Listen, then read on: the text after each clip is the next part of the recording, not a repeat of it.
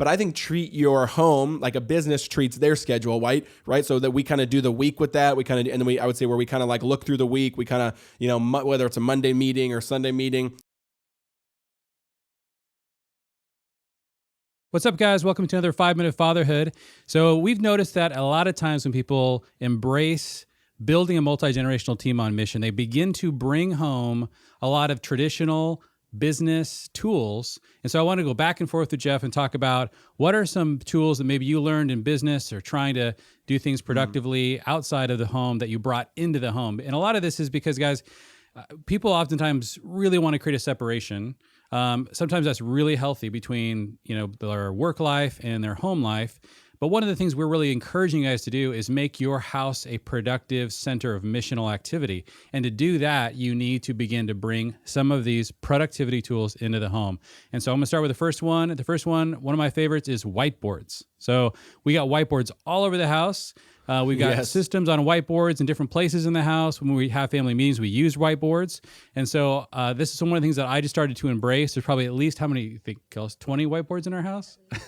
And so this one comes with a dad joke. If you start putting whiteboards all over the house and your kids start wondering like, oh my gosh, why does dad love whiteboards so much? You say, because I think they're remarkable.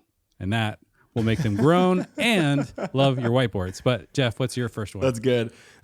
No, I agree. And I think this is so important. And the one thing I would say too is why this is important is like, there's not much difference at the level of organizational, right? Like a healthy business is a healthy organization, and a healthy family is a healthy organization. And so there's a lot of things that are parallel. Mine's really simple, going back to almost 1990s business, but email, right? I think one of us, the thing that's been really helpful to me and Alyssa is we use email for a lot of our communication. Of course, you can do text at some level, and of course, you can do face-to-face, but at least specifically with our conflict styles and specifically with our communication styles, we've noticed that doing more serious type things on email, for example, the way that usually plays out is Alyssa has to process and think on something for a while, and she doesn't like doing those in the middle of a conversation like I do, so she'll email that to me and know that she'll usually have a day or two for me to read it and see it and kind of give her some space and distance from it while she's still processing. It's just this perfect little separation, and then we also use it for a lot of practical stuff for to-dos. So like if like I kind of use my email as my to-do list, so I tell her like, hey, if you want anything done in there, you got to put it in there, right? If you want me to pay someone back on Venmo, because I do all the Venmo stuff. You want me to, do this, you want to pick this up at Home Depot, like it's got to go on email.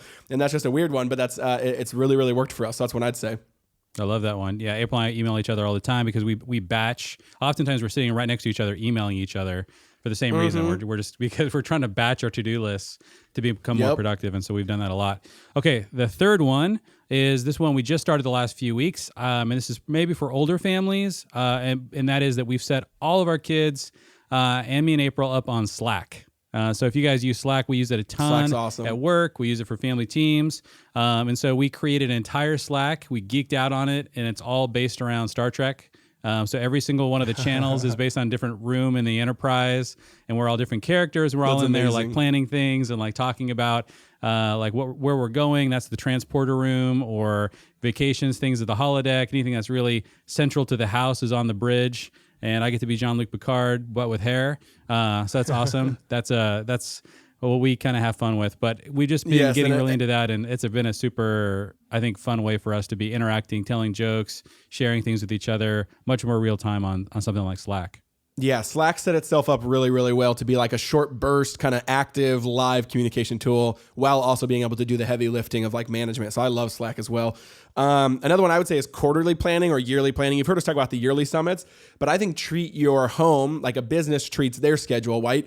So that we kind of do the week with that. We kind of, and then I would say where we kind of like look through the week, we kind of, whether it's a Monday meeting or Sunday meeting, and then same thing with quarterly. Like we really look back on goals and kind of how we've assessed and how we've kind of looked through of what we want to accomplish, what we want to do, assess what the, our word for the year is and how that's been going and all these different things. So that's only, 3 or 4 times a year. And then we also do that with the kids, right? So like this family scouting report, if you guys don't know what that is, go to familyteams.com/scouting report, but something like that as well. That's like we would revisit that quarterly and stuff like that. So I think kind of some type of quarterly, a little bit more all hands on deck, half day type summit type thing is really, really helpful.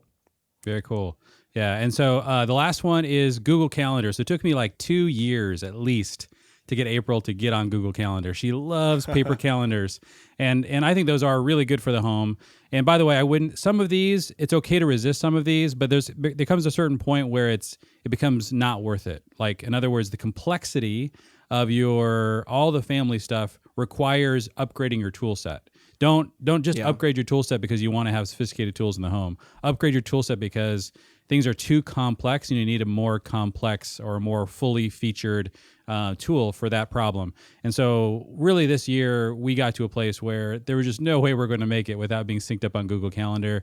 So April made the switch. It's been awesome. We invite each other to events. We're both showing up on time to things. We know where each other are at. And it's actually been helping us out a lot. So that was a tough transition for her. I've been on there for a long time, but that really helped our family. So those are some ideas for you guys. Again, bring some of these tools into the home. Make sure that you sync up and talk about like which ones you're ready for. Don't just do it to do it. But sometimes you do need to level up your tools because you're trying to accomplish a bigger mission or trying to coordinate a lot of people or a lot of complexity.